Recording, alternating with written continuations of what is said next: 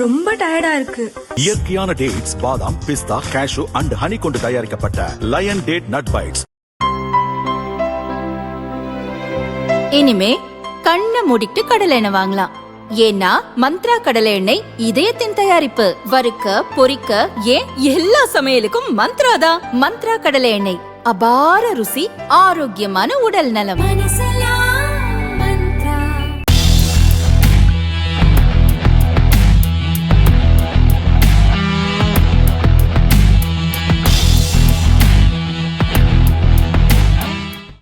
மத்திய அரசு கொண்டு வந்துள்ள ஜன் விஸ்வாஸ் சீர்திருத்த சட்டங்களின் மூலம் 5 கோடி வழக்குகள் மறு ஆய்வு செய்யப்பட்டு தீர்வு காணப்படும் என மத்திய வர்த்தக அமைச்சர் பியூஷ் கோயல் கூறியுள்ளார். சிறிய தவறுகளுக்கு கடும் தண்டனை அளிக்கும் 79 சட்டங்களின் 1000க்கும் மேற்பட்ட உட்பிரிவுகள் ஒரே சட்டத்தால் மாற்றம் செய்யப்பட்டு எளிமைப்படுத்தப்பட்டுள்ளது. இது வரலாறு காணாத சீர்திருத்த நிகழ்வாகும்.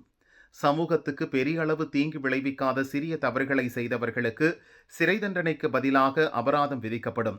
பொது சொத்து, மக்களுக்கு கடும் பாதிப்பு ஏற்படுத்துவோருக்கு மட்டுமே கடுமையான தண்டனைகள் தொடரும். சிறு குற்றங்களுக்கான கிட்டத்தட்ட 5 கோடி வழக்குகள் பல்வேறு நீதிமன்றங்களில் நிலுவையில் உள்ளன.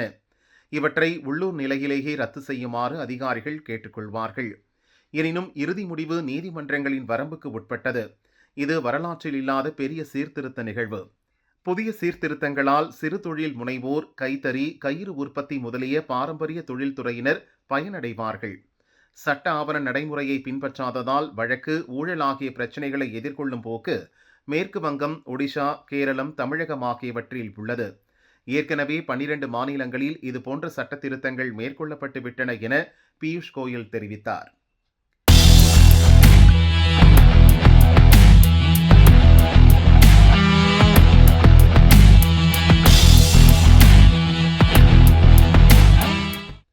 மேற்காசிய போரால் சர்வதேச எரிவாயு விநியோகம் பாதிக்கப்பட்டுள்ளது.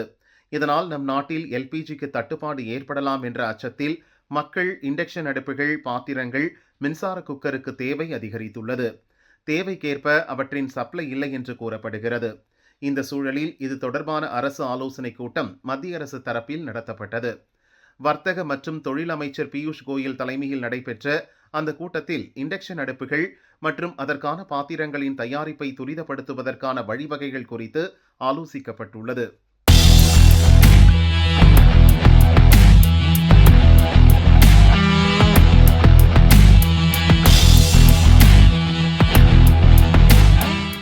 கடந்த 2025-2026 நிதியாண்டில் நாட்டின் ஏற்றுமதி சீரான வளர்ச்சி கண்டுள்ளதாக மத்திய வர்த்தக அமைச்சகம் தெரிவித்துள்ளது. அமெரிக்க வரி விதிப்பு, உக்ரைன் ரஷ்யா போர், மேற்காசியா போர் துவக்கம் உள்ளிட்ட தடைகள் கடந்த நிதியாண்டு முழுதும் இருந்தன. இருப்பினும் சரக்கு ஏற்றுமதி தொடர்ந்து நிலையாக இருந்து வந்தது. ஏற்றுமதி வேகம் குறையாமல் இருந்தது.